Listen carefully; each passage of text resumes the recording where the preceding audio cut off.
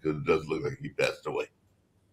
On Russia, Ukraine, uh, the talks, peace talks, if you wish. To me, they are nothing but talks. It's like a little show, which fuels the news. A lot of people are following it. It's there are interviews in the media and so on. So there is some mileage being mined out of it.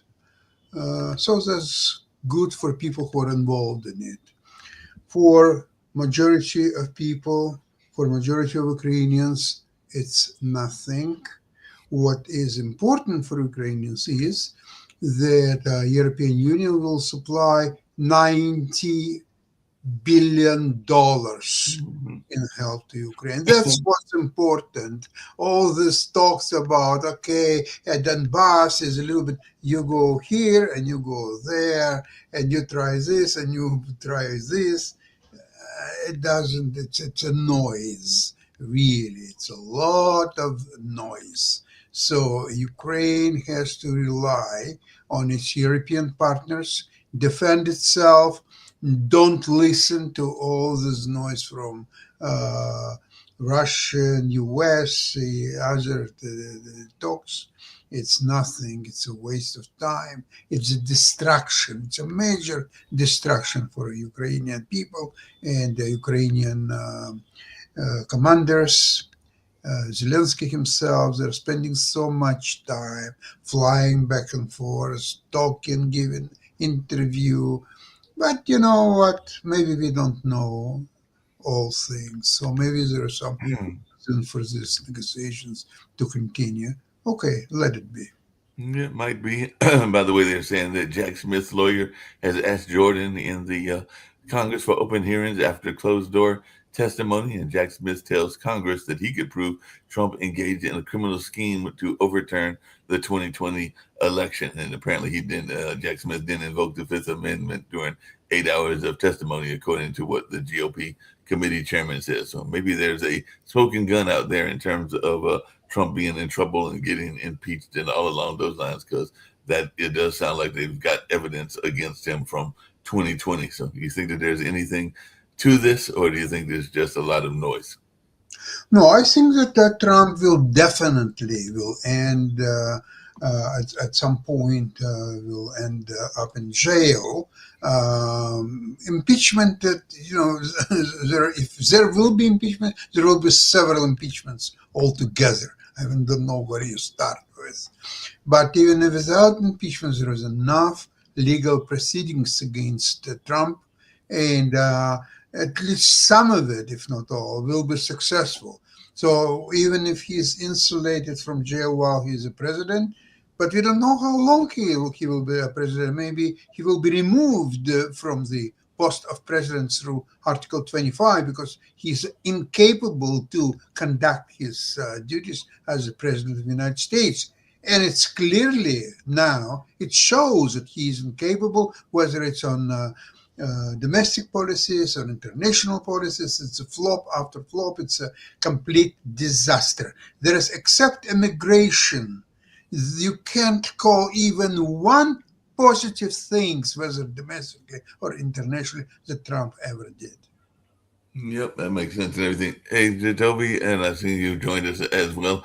I opened up earlier today, speaking of the president, with these polls that are having AOC ahead. I know that Nancy Pelosi, and I meant to get that out on some of our earlier news stories and everything like that, had said that she doesn't think that there'll be a woman president anytime soon, thinking that there's more than a glass ceiling, that it's even more difficult to crack than a glass ceiling, and all along those lines. So she's not expecting AOC or anybody else to win, but she is ahead of JD Vance. And maybe to Sasha's point, if JD Vance is nervous about AOC or any of the other candidates, maybe he will invoke Article 25 to become president and be running as an incumbent versus running as a candidate or a vice president and everything like that. So, what's your take on AOC's chances? So, apparently, she's winning in some polls.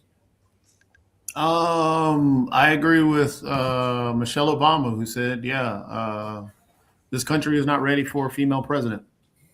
It's sad, but that's the reality of the situation. If you look at what has taken place with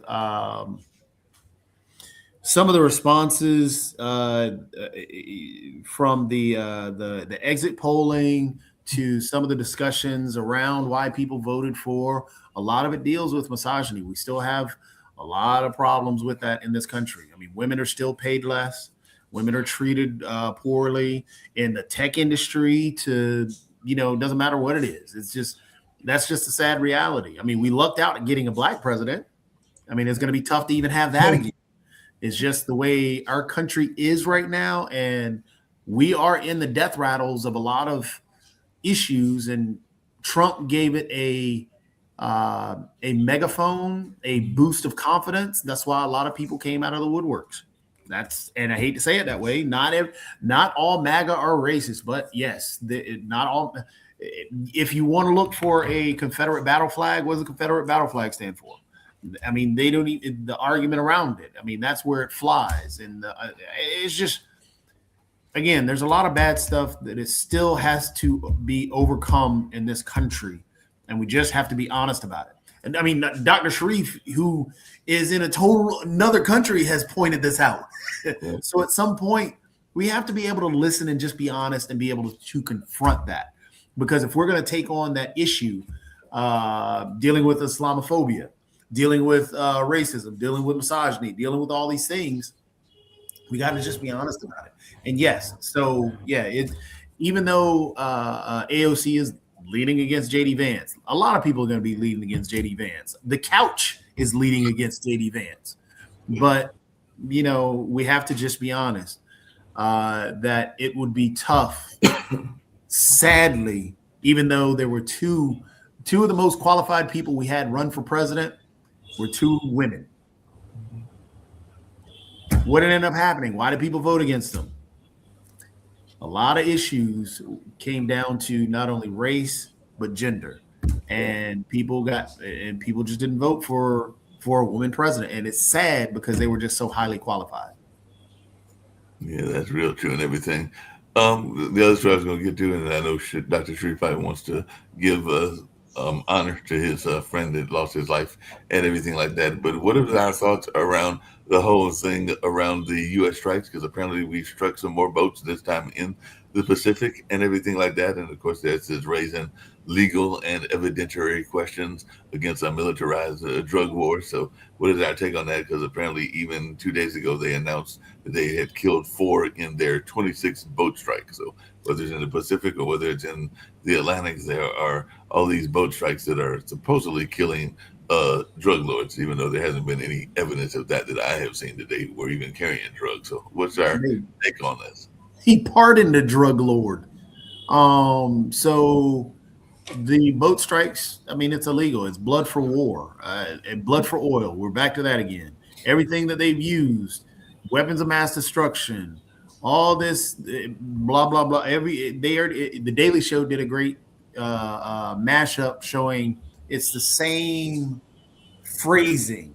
And then even worse, we're doing the same thing Russia is doing to Ukraine. We're about to do that same exact thing. Russia is talking about taking land. What did Donald Trump say the other day talking about give us back the land? What land did Venezuela steal? It's the same comments. So yeah, we're playing, and that's, I think, in all honesty, that was probably one of the biggest problems with the Russian-Ukraine war, especially with Trump in office. Not only is he a puppet for Putin, or he just allows Putin to do whatever he wants to, but that opens the door for us to do the exact same thing, and that's what we're planning, or that's what he's planning on doing with Venezuela. Yeah, hey Sasha, along those same lines, I did see that Putin, I guess doing his annual talk and everything, has said that he has a friend in the U.S. I guess he's referring to Trump and some of the other congressmen, and that Europe needs to follow more in their footstep and less in the U.S. footsteps. So what is your take on this relationship between Putin and Trump? Because even Putin is like saying that he's got a friend in the U.S. Well, Trump is interested in a weak Europe that he can run, manipulate, and do anything what he wants. And Putin, in that respect, is a very good ally for Trump to attack Europe, even militarily, if needed. I don't think it's quite possible. While Ukraine is still fighting, if Ukraine somehow will cease its fighting through either peace or being defeated, then Europe is in real danger, and Trump is not going to help Europe. He is more likely to help Putin. What Trump's position about Europe is this: the world is moving toward autocratic regimes. They're more efficient, they're much better than democracy. And in Europe is the last bastion of democracy in the world. If there wouldn't be for Europe, all world would become autocratic and very quickly. So what's happened in Europe is Trump and Putin, they are supporting all kind of fringe, fascist, anti-democratic movements, trying to topple the elected governments in UK, France, Germany, and almost all other countries. And therefore, their positions are aligned. Now, look at this money that Russia got stuck in Europe. They've been now arrested. And what Europe wanted to do is to use this money as a reparation credit. So they wouldn't touch the money itself, but they would guarantee reparation credit to Ukraine. And we're talking about, say, give or take quarter of $1 trillion rather. And Ukraine would have to repay it, but only when Russia will take care of its uh, punitive reparation payments to Ukraine for its aggression. And United States, believe it or not, was 100% against it. Why? Why they would be against it? Because from this money, Europe would use, or Ukraine, to buy American weapons. So it's a win-win for America. It's a no-brainer. Apparently not. Trump wants to get his hands on this quarter of $1 trillion and then ask Europe to put even more money into it. And then he would have some kind of a vehicle, financial vehicle, which would take care of repairing not only Ukraine, but also, guess who? Russia. So this is a game Trump is playing on international. This is lunacy. It's a tragedy. It's a completely incredible situation, my friends. Yeah, that's just crazy and everything. Speaking of things that are crazy and all along those lines, I know he's got a member of the Kennedy family in his cabinet and everything, but apparently the Trump handpicked board has voted to rename the Performing Arts Center the Trump Kennedy Center. So is everything going to be named after Trump in the U.S. and everything? Because definitely it looks like the board has voted for a name change that would require an act of Congress. So Congress does have to pass this, and all along those lines. So Congress does have a lot of yes men. So maybe they will pass it, or maybe they'll push back. But he does want to add his own name to the Kennedy Center. So what's our take on this? Are we just gonna have everything, like maybe every stadium and every highway and everything else named after Trump eventually? So is Trump just gonna have his name on all things? Because apparently he wants his name on the Kennedy Center. What's your take on this, Jacoby? Or uh, yeah, go ahead, Jacoby. Oh, I mean, yeah, that's his plan. He's he's an egomaniac. He's it's all about Trump. Everything is all about Trump. Well, it's all about Trump. So we're gonna have the Trump highways and the Trump bridges and the Trump this and the Trump that too. And that's just scary and everything like that. Dr. Sharif, I know you're joining us today, and I know that I did mention that the gentleman, the youth leader, had passed away. So I don't know what else is going on in Bangladesh, but it does seem like there's a lot of sadness around that. So if you want to share what you've got going on, we definitely want to hear from you as well. Yeah. Yeah, thank you. Basically, I want to share some important aspect of media Mhm. uh, because I think I start working for media. Definitely, Professor Nick Palveda, he inspired me in 2020, right? Our initiative started in 2020. Yes. Before that, I was television debate champion in ATN Bangla in Bangladesh. I attend in Bangladesh televisions as a debater. I attend in World Debating Championship or Oxford IB, Cambridge IB. That is my media related experience. I do not have a very professional experience from media. But when Mr. Nick Palveda actually inspired me to develop this World Talent Economic Forums or these shows and something, I started these things. But one thing I learned from my last 15 years of experience that ethics, working for the peoples, for my research and innovations, things I identify the youth are the most productive group of peoples in this world, and they want to change this world with the help of modern science, engineering, and technology. So I do dedicate my activities through my World Talent Economic Forum, definitely online with podcast and offline with my academic activities around the world. I do work in Malaysia, in Australia, in Africa, in India, in Bangladesh, in USA, Canada, or in Europe. Uh, but one thing I just want to share with you, because today my friend, Mr. Osman Hadi, his name also Sharif Osman Hadi, he died in Singapore. Okay. And we are very sad because how youth want to build up their ethical society.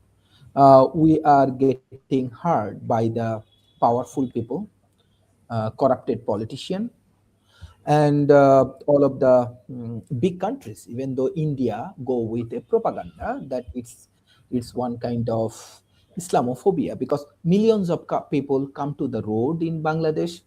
They are actually protecting these things, because the killer, he killed Mr. Hadi in Bangladesh and he ran away in India. And you know, in geographically India, actually cover our whole border and everything. But question for me about this ethical misinformation and disinformations. If you see right now the Indian media, many, I do not want to say everyone, I see the Western world media, Al Jazeera, they are bringing the good news, but there are a lot of media. Uh, they are coming with the propaganda, misinformation, disinformations, wrong informations, false information that uh, uh, Islamophobia or fundamentalist grow in Bangladesh. So all of you here, including Markley, you are a very professional producer, that misinformation and disinformation is a very big problem, right? Even in social media, many people bring a lot of wrong informations. Even in the war in between Russia and Ukraine, we saw that misinformation, disinformation happening. Also, even the recently in Australia, many people try to kill the Jewish peoples, and we see that we love to market hate. We love to sell hate. I always say that it's easy to market hate. Why Hadi killed? Because he is trying to protect his country. He is a real patriotic hero for our country.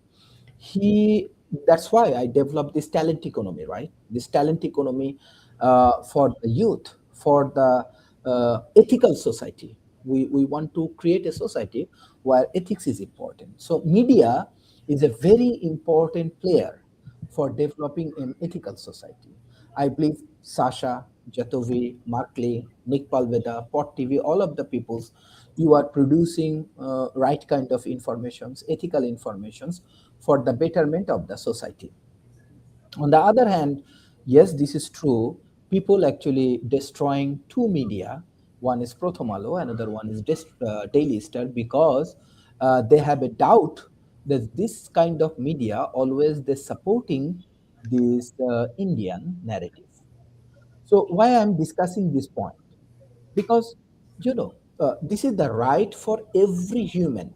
Example, Sasha bring the idea how he can protect his Ukraine, right? He has this right. Also he has right to protect the Jewish community, right? And the same way, any religions, maybe me and Jatovi, we have a different skin color, right? We have the right to protect ourselves. So I do not know why these powerful communities, why those who have money and political power and everything, they do not want change. They do not understand the power of youth. Even when I see Jatovi bring all of the discussions and frustrations of the US country, US economy, US culture, I understand. But what is the difference? Let's say in USA, Mamdani want to change New York or want to take responsibility of his community, but people support him. Maybe many people actually trying to threat him. Powerful people bring money against him for the elections, but he win. That is the beauty of Western world. On the other hand, if you see this Bangladesh, our problem, like if someone has a real voice like Hadi, someone has a real credibility like talent economy, someone has real contribution, they want to kill these people, right? That is the problem. But in that situations, when media come with the misinformations and disinformations, media run behind propaganda and media do all of the wrong things. So where people will go? How people will get justice? How people can raise their voice? That's why all of the people in Bangladesh, because our heart, because last 7 years, I think you know me or you people know me, is I do all of the hard works, not only for this media. Last 15 years, I visited around the world and I'm trying to protect the youth communities. Maybe they are from Israel, maybe they are from USA, or maybe they are from Africa, or they are from Bangladesh. With my limited capacity, I try to help. But media, when they are representing the huge community, media, when they are like a mirror of the society, they have to share the true. And I request through this program, the Indian media, those who are developing negative narrative against Bangladesh, that's the Islamophobia happening or this fundamentalism is happening, you are completely wrong. I request all of the media person through this program, bring the real story, do not sell yourself for money, and bring the real thoughts. Hadi was a great man. He loved his country and he sacrificed his life. So we have to protect our country. Thank you. No, no problem. Very powerful statement and everything like that.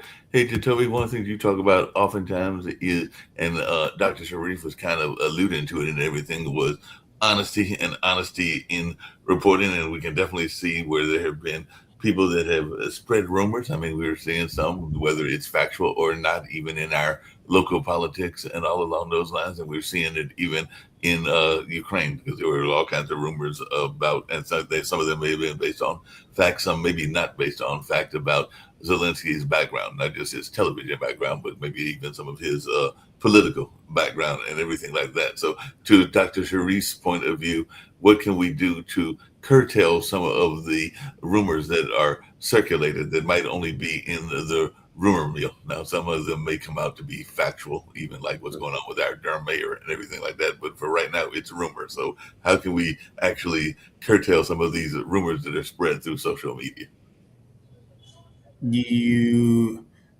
I mean, that's a very complex question, more so than an easy question, especially when you put it in the firestorm or the giant ethos that's out there. Combating any type of misinformation or disinformation, yeah, you do have to have an open discussion about it, and you got to put it out publicly. But the problem is, because people choose sides, and then want to believe, and it's hard to crack through that wall once they've chosen a side to get through and convince people and tell people the truth. People like to believe what they believe, and they like the lie sometimes. That's what happened. That's why a lot of people fell in love with Trump. They liked the lie. They didn't like the truth. It's he propagated a lot of conspiracies because he felt that made those individuals feel like their concerns were true. A lot of people, what is called is confirmation bias. That's what people are looking for right now. Is confirmation bias. And honestly, Dr. Sharif, you're where I am. Everything you said, I felt everything you said. And your question that you asked at the very start, when you said, why do the powerful and the rich not want change? That answers the question within itself. And that's one of those, I think it's a battle within multiple communities here, or been a battle for multiple communities here, because when people are fighting for equality and equity, those who are already on top, equality feels like you're losing something. So if Mark has all this money and has all this power, and the only reason he has all this money and power is just the position that he holds, but everybody else wants to have that equality and be able to make that choice. Once we get that opportunity, and now it's a 25%, everybody on this panel gets 25% of a choice. Mark feels like he's lost his power because he now has the same opportunity as you have, and you have the same opportunity that he has, that equality. So he doesn't want that change because he wants to be able to do whatever he wants to do. It doesn't matter about you.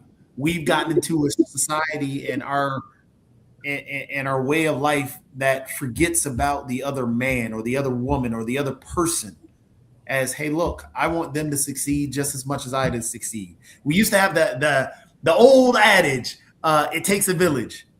It's not about a village anymore. Everybody's forgotten about that. Everybody wants, hey, what's mine is mine.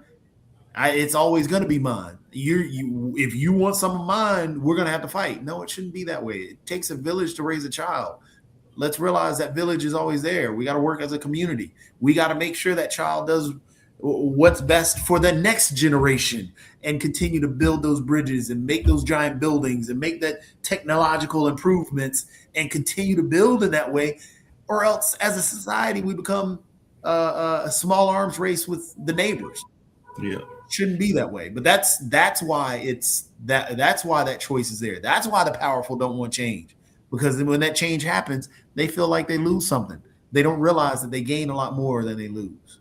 Yeah, Sasha, along those same lines, and you follow investment and business news and everything like that. And even to Jacoby's point, I do remember the old adage that once you made it to the top, you were supposed to reach back and try to help others and make it up to the top as well. I don't know that I hear or even see that as much as it was encouraged, say, back in the 70s and even to some degree of the 60s and other generations. I might even go back to what some people called a very capitalistic decade of the 80s and everything like that. But I don't see a lot of leaders that are of wealth reaching back to try to help others and everything. And then you get that kind of the crab in the barrel mentality and everything like that. So I just wanted your take on that, because there was an adage, and you used to hear even some of our tycoons like the Rockefellers and others that reach back to help others make it, maybe not make it to their level, but at least reach up to a higher level. And I'm not even hearing that from the politicians. Just we're having a whole fight over healthcare, and y'all have apparently wonderful healthcare in Canada and everything like that. So what is your take on that? Are we having more selfish people? Yeah, it's a complicated issue. Let's start first of all why, as Dr. Sharif suggested, that rich and powerful people are not sharing their power and or cling to their power. That's a very simple question, in fact.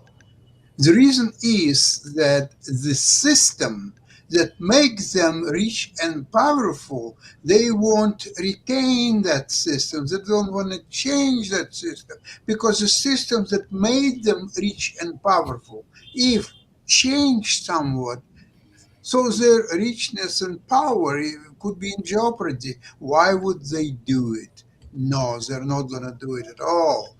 And if you remember the work of Karl Marx by the name Das Kapital, and he very clearly shows there that the capital is a foundation of the rule of the capitalism.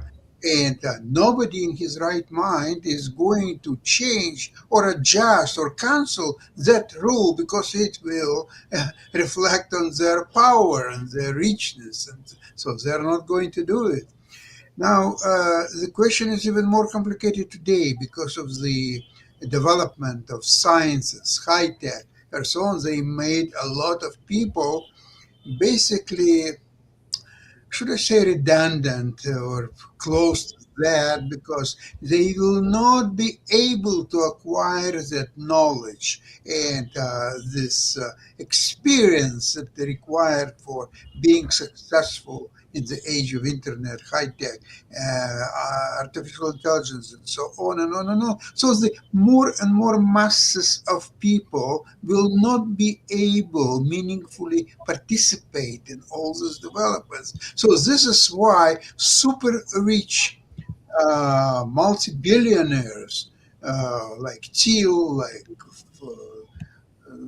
Musk, many others, they are on the untouchable height where simple people cannot do anything against them or for them or just nothing. They live in different universe, and the rest of the people live in their own universe. And don't try to build artificial bridges that would be nice if these people over there will help people over there, and it would be beautiful world living in harmony and everybody loves each other. I'm sorry, guys, leave it for somebody else, not for me. Well, interesting.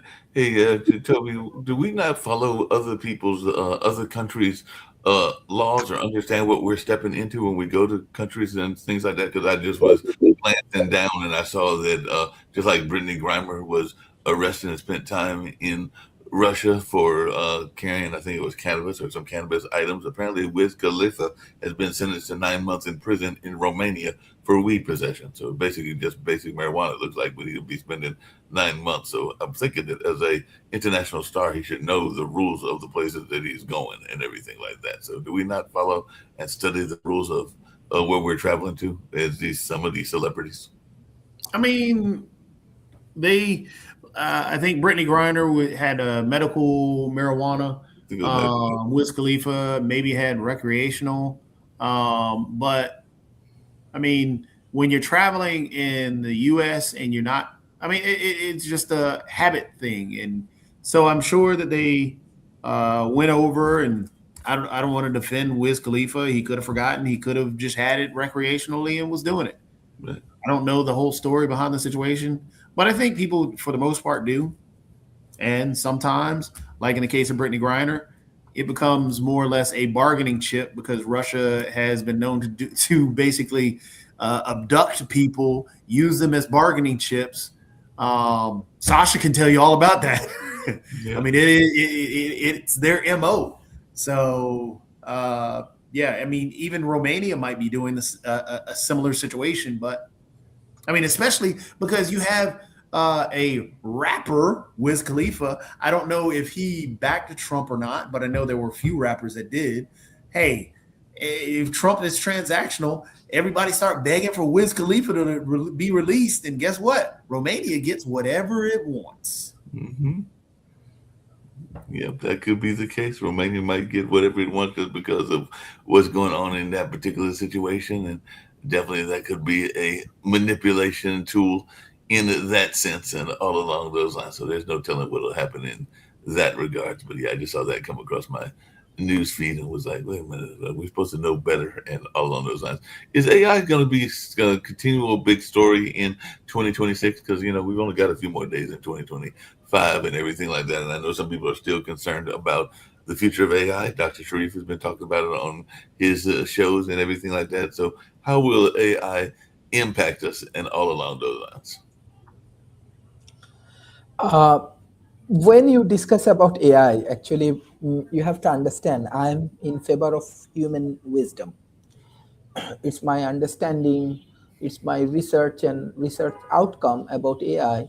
AI definitely lot of big company investing in AI. Lot of good company they are trying to improving the AI. Even some of the company discussing about AGI, still it's not happening. But fact is that the human wisdom will play a major role for the social and emotional improvement. Let's say I discuss about my friend Hadi and his death, right? How he creating impact with 179 1 million peoples. That is very important with his wisdom, with his knowledge, with his honesty. And we understand he do not go for any political party. He build up his own thought process, own philosophy in between short period of time, and he created a positive impact. Honestly speaking, AI cannot do that. Human is human. Let's say Sasha has wisdom, you have your own wisdom, Jatovi has. We have to trust human, as well as we have to develop a society based on ethics where wise people can contribute, not only these political and corrupted peoples will play as a leader.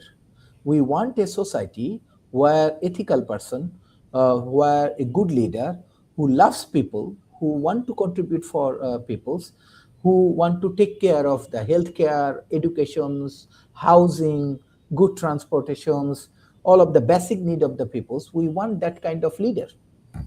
Honestly speaking, AI cannot. AI, yes, in some point they make our work very productive. In some point, let's say I have to finish my PhD for around 3 years to write a thesis. Maybe AI can write another thesis in 12 months.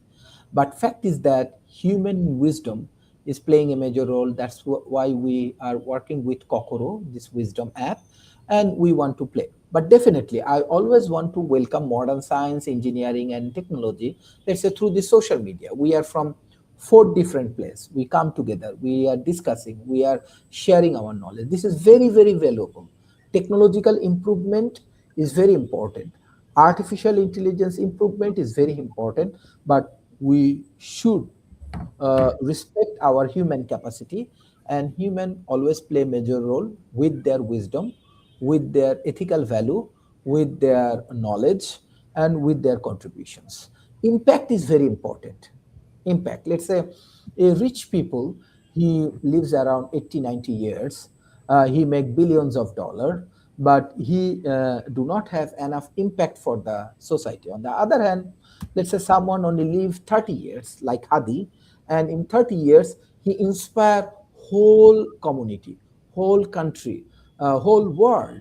That is called a positive impact. So technology, it will move forward, human will move forward, but every century, the more wise people will come, more good leaders will come, more people will come, and they will develop their own society. So I always respect Jatovi's debate with Nick. I always respect Sasha intellectual communities or discussion. I always respect Mark ethical like productions of this media related like podcast. But definitely we have to trust people, we have to build up our community, we have to continue our work. AI definitely like a tool, but human always play major role for the development. That is my thought. Okay. Well, speaking of humans and all along those lines, and in that space, we know that healthcare has been a topic and it's definitely been a topic here on this network for months and years and everything like that. But in January, which is just around the corner and everything, millions of Americans who use the Affordable Care Act to get their health insurance will face higher monthly premiums, and many are saying that they can't afford it. So definitely, it looks like it's going to be expiring, and if they chose to go without coverage, a lot of people will be not able to get the hospital care or the doctor care that they need and everything like that. So I just wanted y'all's thoughts around this impact, because it could have some serious impact on even the nation's economy and everything like that. So I know, Jacoby, you've got friends and relatives that work in the medical field. I know Sasha probably does, as does Dr. Sharif, and I do as well. So what is our take on what's going on with the impact in the U.S. of not having insurance? Because it looks like a lot of people, millions, are about to lose their insurance. I mean, I don't know who wants to start first. You go first, Jacoby. Let me see. It's basically going to crater our healthcare industry. I mean, you got people that are now going to start utilizing the emergency rooms for healthcare now. You're going to have a lot of people that went to their doctor on a regular visit, and you go from different stages of curable cancers to now they're finding that they're not only going to the doctor to find out that they have uncurable. So now they can't, get that early detection set up. So now you're going to have a crisis where people are using a lot more money for these cancer treatments. You're going to have a lot more death that's going to pick up. Take, for example, one of our biggest problems right now. What is the number one killer of, they say the number one thing that is killing kids right now? Guns. We still have a gun epidemic in this country. It weighs heavily on the healthcare industry. Now you're going to have a ton of people that may end up on the healthcare or in the emergency room with no way to pay for a gunshot wound. So it's just our healthcare industry is going to crater. There's everybody's going to get hit with skyrocketing prices because the way healthcare works, you have the more people in the pool, the cheaper the price it becomes. Well, now there are going to be less people in the pool, so the price is going to go up on everybody. It's bad. It's very bad. The Republicans and Trump, they really don't care. And they're all situated. They're all rich people. They're billionaires in the cabinet. We're run by oligarchs. We have an oligarchy going on right now. It's going to crater. It's going to crater our healthcare system next year. And then this whole idea, we're going to give people $15,000. That doesn't cover anybody's healthcare. It just doesn't. Even worse, he's going to try and pull it from somewhere else, saying the tariffs did it. Just like when he lied about the bonuses for the warrior benefits. They just pulled it from a different pension plan. And even worse, that's now going to hurt. That they're robbing Peter to pay Paul to lie about everything. It's just horrible. Yep. Sasha? As a Canadian, I feel very uncomfortable to comment on this American health insurance problems and so on, because, I'll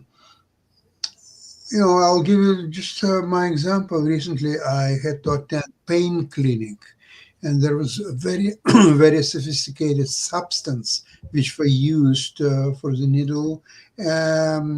The doctor, he had dozens of years of training and highly specialized professional. And all I had that available to me for a nominal cost of $4.11, which is the cost of the needle itself. That's all what I had to pay. In the United States, I probably would be exposed to $20,000 or more. And even if you're insured, from what I understand in the United States, you have deductible. Mm-hmm. And deductible alone could be a substantial amount of money too.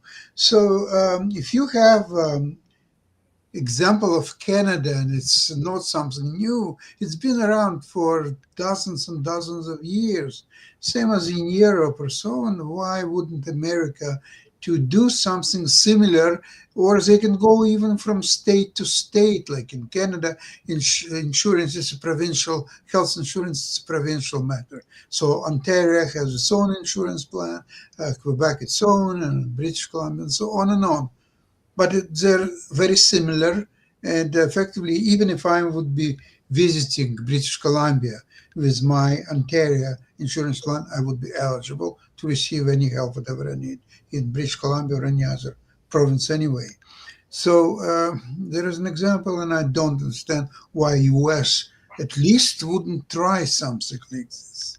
It would eliminate insurance companies. It would be just doctors, nurses, and all hospitals available to all citizens. And the province, not provinces, states, sorry, states would collect some nominal payment, or it would be built in the tax system. So they would raise their taxes, but they would raise taxes for everybody. So that would be universal eligible system available for everyone, and there would be no such situation when somebody cannot afford essential medical care, in my opinion. Yeah, they should do better with the medical care. I mean, that's part of what Obama was trying to do, but then the Republicans are trying to squash that, but they haven't come up with a plan of their own. I think they had a concept of a plan, is what it was discussed in the debates way back when, and we haven't still heard the concept, have we, Jacoby? So I'm still waiting for what the concept is of the plan. So it sounds like it's a concept of a plan that doesn't have a concept. Exactly. They don't have a plan. There is no plan. It's a good talking point, but there is no plan. Never has been. They just want to dismantle it. They want to take it away. Because, yeah, like I said, there is no plan. No plan at all and everything like that. Well, we're going to wrap up. You've got Jonathan in the other room and everything like that. And I know we got discussions about Russia, Ukraine, and China may be involved in this discussion as well. So I don't know if you want to give people a tease as to what they can expect with you and Jonathan, because I'm in the other room and I see that he's there as well. So what can we expect in a few minutes? You just want to let folks know what you'll be primarily discussing, maybe in a minute or two. Thank you. Yeah. See you. Sounds good. So on that note, we're going to get on out of here. He'll have that discussion. He didn't answer the question, but that's okay. But we'll get ready to get on out of here, and we'll have the Russia, Ukraine, China show. We've got other shows coming up, including the Good Ship Happens, which is about the cruise industry, and a new show, the Butterfly Room, that will be starting this evening, and everything like that. So looking forward to catching you. Maybe not over the weekend, maybe over the weekend, because we've got Black Santa Claus over at Hayti and everything like that. So maybe your kids will come over there and check him out. But right now, we're going to get on out of here. And if I don't see you over the weekend, I'll definitely catch you on Monday. I'll probably be doing the shows because of Black Santa Claus Monday through Wednesday from Hayti. But right now, let's get on out of here. So I'll catch you on Monday if I don't catch you this weekend. All right. Peace.